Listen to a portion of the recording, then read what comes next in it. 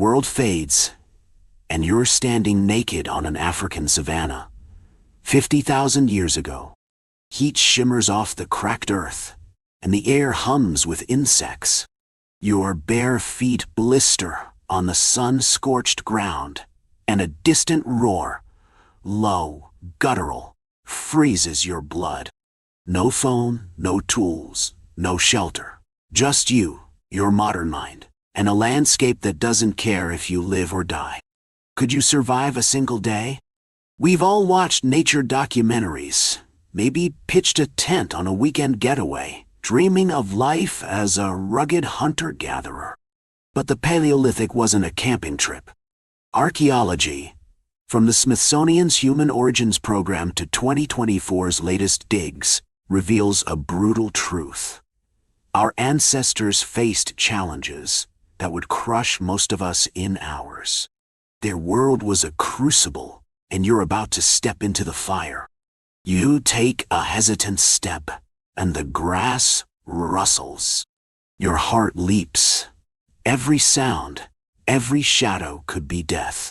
Spotted hyenas roam these plains, their jaws strong enough to snap bone.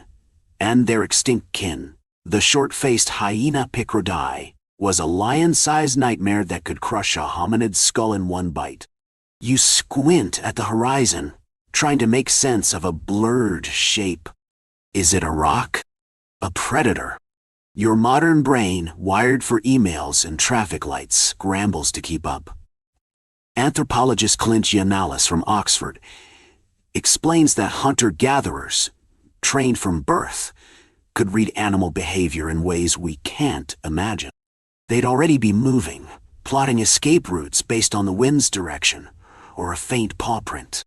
You're blind to these cues, your legs unsteady from a life of elevators and couches. Survival here isn't about grit. It's about learning faster than you've ever learned, because hesitation is a death sentence. You stumble forward, driven by instinct to find cover. The savannah offers little: a jagged outcrop, a shallow cave, a cluster of thorny trees. Excavations show our ancestors nestled into cliffs or caves to escape wind and rain. But you don't know which shelters are safe. A cave might house a leopard, its eyes glinting in the dark. In colder climates, Ice Age humans built frames from mammoth bones, draping them with hides. But you have no tools, no knowledge of how to lash bones or cure leather. Ötzi the Iceman, preserved for 5,000 years, wore a coat of stitched goat hides and grass-woven shoes, craftsmanship you can't replicate. Your skin prickles as the sun dips and the cold creeps in. Without shelter, hypothermia is a silent killer, waiting for you to falter. You realize fire is your only hope. Sites like Kubi Fora in Kenya show fire was a lifeline, cooking food, warding off beasts, warming frozen nights. But making it? That's another story. Anthropologist Brian Fagan describes the precision of Paleolithic firemaking: a bow drill, dry yew wood, moss tinder, and relentless rhythm. You fumble with damp sticks, your hands raw and blistered. Modern survivalists, even with practice, struggle for hours. You're hungry, cold, and the distant cackle of hyenas tightens your chest. Fire isn't just warmth, it's survival, and you're nowhere close to mastering it. As dusk falls, the savannah grows louder, and you're exposed, a soft target in a world of teeth and claws. Your stomach twists with hunger, but food feels like a fantasy. You spot a rabbit darting through the grass. Gone before you can react. Paleolithic hunters didn't just chase, they planned. Fossil records from eastern France show fires set to funnel reindeer into kill zones, meat dried for lean months. You don't know a migration pattern from a random hoofbeat. Foraging seems safer, but it's a deadly puzzle. A 2016 study from Israel found early humans ate 55 plant species, each requiring specific preparation. The jiquity plant seeds look tempting, but pack a toxin that could stop your heart. You nibble a leaf, praying it's safe, but every bite is a gamble. Water, too, is a trap. A stream glitters nearby, but genetic studies from 2024 show even clear water harbored parasites.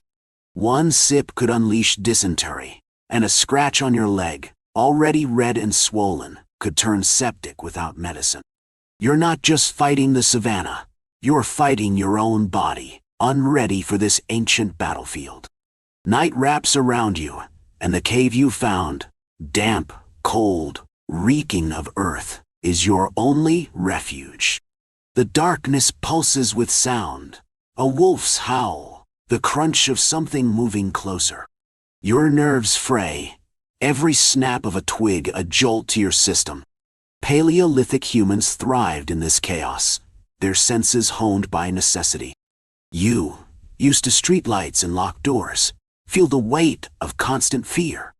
Your makeshift shelter offers little warmth, and without fire, the cold gnaws at your bones. If you were in an ice age tundra, the stakes would be higher. Mammoth bone shelters, insulated with sod, required flint knives and bone awls, tools you can't craft. Ötzi's gear with its woven leggings and deer-hide shoes mocks your nakedness. You try tearing at a dead animal's hide, but it's useless without technique. Exhaustion creeps in, and the night stretches endlessly. Fire haunts your thoughts. If you could spark it, everything changes. Warmth, safety, cooked food. You've seen it on TV. 2 sticks, a quick rub, and flames. Reality laughs at you. You need dry cedar, a carved spindle, and tinder fine as dust. Your attempts yield smoke, then nothing. Fagan's work underscores the skill involved. Specific woods, precise pressure, patience you don't have. Even if you succeed, keeping the fire alive means scavenging fuel, shielding it from wind, and tending it through the night. Hyenas circle closer, their eyes catching the starlight. Without fire, you're defenseless, and the cold is as deadly as their jaws.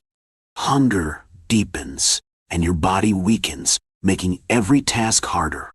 You wake to dawn, alive, but battered. The savannah glitters with dew, but food is still a dream. A deer grazes in the distance, but you have no spear, no trap, no clue how to stalk it. Paleolithic hunters studied animals for years, learning when herds moved and where to strike. The French kill sites show strategy, fires, teamwork, patience. You're more likely to trip and scare the deer away. Plants tempt you, but the 2016 study's 55 species are a minefield. Some need roasting, others soaking. And one mistake, like the jiquity seeds, ends you. You're starving, and desperation clouds your judgment. Water remains a risk. Even a clear pool could harbor gyre. A cut on your foot throbs, and without antiseptics, infection looms. Genetic evidence from 32,000-year-old remains shows pathogens thrived, and your immune system, shaped by modern sanitation, falters against them. Every choice is a tightrope walk, and you're slipping. A rustle startles you, but it's not a predator. It's people. A small band of hunter-gatherers, their eyes sharp and wary, watches you from the grass. Paleolithic survival wasn't solitary. Dig sites reveal bands of 25 or fewer, sharing food, tools, and knowledge. These groups were survival engines, each member a specialist: tracker, toolmaker, firekeeper. Alone, you're doomed. With them, you might stand a chance. If they accept you. You approach, hands raised, but your modern awkwardness screams outsider. Their language is a mystery. Their tools, flint blades, woven baskets, alien. Cave paintings at Lascaux, precise enough for biologists to date by a reindeer's hide, show how they shared knowledge. You have none to offer, but joining them means learning. How to nap flint, how to read tracks, how to live. The band moves, and you follow, a shadow in their world. They share tasks, scouting game, gathering roots, tending a fire that smells of pine. The 2016 study's varied diet comes alive. Berries boiled, tubers roasted, each chosen with care. Hunting is collective, a dance of signals and strategy. The French fossil records hint at their skill, corralling herds with fire and precision. You carry wood, watch for danger, but you're learning, absorbing their rhythm. Health, though, is a silent threat. A woman chews herbs for a wound, but it's no match for sepsis. Water sources, shared by the group, still carry parasites. Your immune system struggles and a fever could end you. Cooperation eases the burden, shared labor, shared wisdom. But the Paleolithic spares no one. You're alive, but only just. Days pass, and you're still here. A fragile thread in the band's fabric. You're weaker, hungrier, but the fire's glow offers hope. These people aren't just survivors, they're creators. Their tools, from bone needles to stone axes, rival modern ingenuity. Lascaux's paintings, Chauvet's flutes, weren't art for art's sake. They were survival, binding the group through story and song. Your brain, unchanged for millennia, holds their potential. Research confirms it. Our cognitive capacity is identical to theirs. But your skills, typing, swiping, streaming, are useless. Modern life, as Janilis notes, dulls our senses, misguides our priorities. You'd build a shelter while a lion stalks, a fatal error your ancestors avoided. Their triumphs humble you.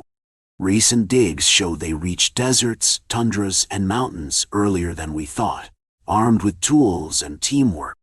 They faced saber-toothed cats, survived ice ages, and built communities that endured. You, shivering by their fire, see your fragility. Hunger weakens you, and a scratch festers. Without the band, you'd be dead. Even with them, survival is a daily gamble. Your modern advantages, stronger teeth, better nutrition, fade beside your weaknesses.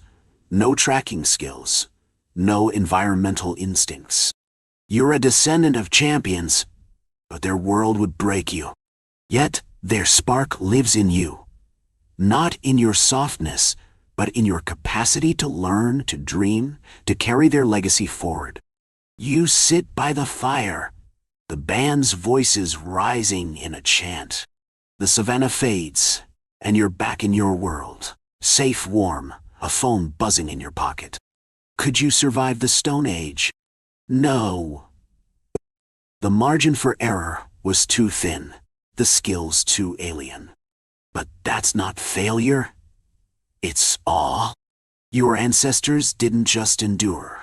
They conquered, turning stone into civilization. Their struggles let you thrive, and their story is yours. Next time you curse a slow Wi-Fi signal, think of them. Outwitting hyenas, painting starlit caves, forging humanity's path. You carry their fire, not in your hands but in your mind. How will you honor it? Live curiously, create boldly, and never forget the champions who made you possible. If this journey into the Stone Age gripped you, hit that subscribe button and share your thoughts in the comments. Could you survive a day in their world? What skill would you try to master first? Let's keep the conversation alive, and I'll see you in the next dive into history's wild heart.